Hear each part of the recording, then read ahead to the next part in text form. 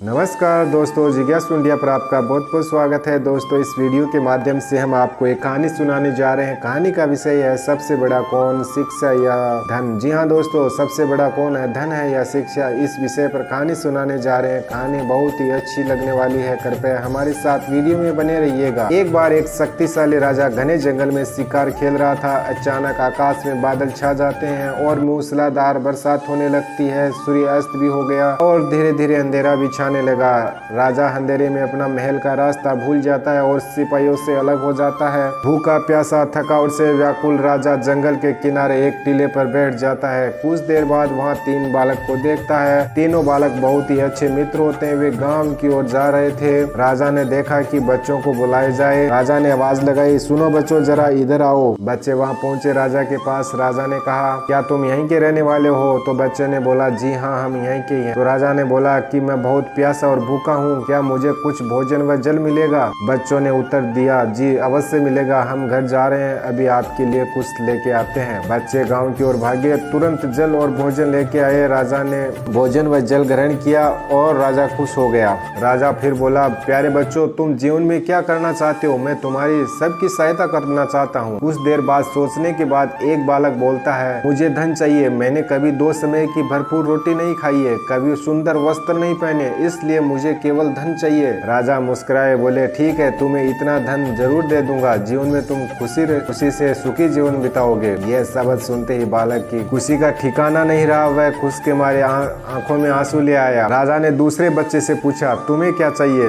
दूसरे बच्चे उत्साह से बोला, क्या आप मुझे बड़ा सा बंगला, घोड़ा गाड़ी दोगे? राजा ने कहा, अगर ये तुम्हारी चाहिए तो तुम्हारी ये इच्छा पूरी हो जाएगी। अब तीसरे बालक से राजा पूछता है, तुम्हें क्या चाहिए? तीसरा बालक कहता, मुझे न धन चाहिए, न ही बंगला चाहिए, न ही गाड़ी चाहिए, मुझे तो आपका केवल आशीर्वाद चाहिए, जिससे मैं पढ़ लिख कर अच्छा विद्वान बन सकूं और अच्छी शिक्षा प्राप्त कर सकूं और अपने देश के लिए सेवा कर सकूं। तीसरे बालक की इच्छा सुनकर राजा बहुत प्रभावित हुआ। उसने उसके जीवन के लिए उत्तम शिक्षा प्राप्त करने के लिए अच्छे प्रबंध करवाए। वह परिश्रमी बालक था, इसलिए दिन रात एक करके मेहनत करके पढ़ाई की, बहुत बड़ा विद्वान बन गया। समय आने पर राजा ने अपने राज्य का मंत्री पद नियुक्त कर दिया। एक दिन अचानक राजा को वर्षों पहले घटी हुई वो घटना याद आ गई। जी हाँ दोस्तों, वही घटना जंगल वाली, वहाँ पर वो प्यासा भूखा था, वही बात उसके मन में चल रही थी। वो सोच रहा था कि तीनों बच्चों से मैं एक बार मिल लूं, कैसे हैं, काफी टाइम हो गया है, अब उनका हाल क्या होगा। मैं चाहता हूँ कि एक बार फिर मैं उनके साथ तीनों से मिलूं। कल अपने उन दोनों मित्रों को भोजन पर आमंत्रित कर लो, वो कहता है अपने मंत्री से।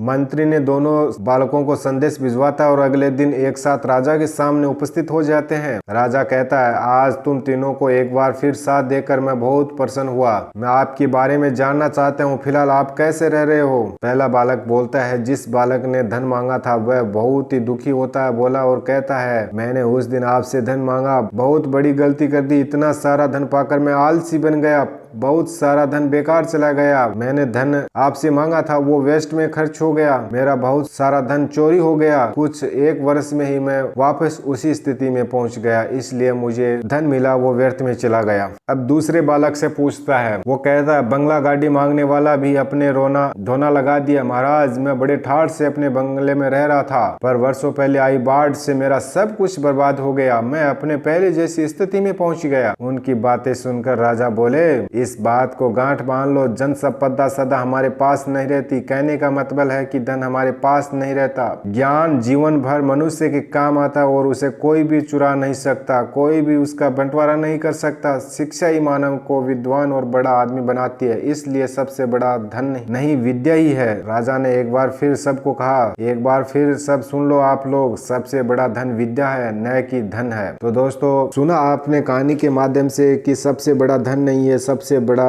विद्या है। तो दोस्तों, अगर आपको वीडियो अच्छा लगा हो तो वीडियो को लाइक व चैनल सब्सक्राइब जरूर कर लीजिएगा। वीडियो देखने के लिए आप लोगों का बहुत बहुत धन्यवाद।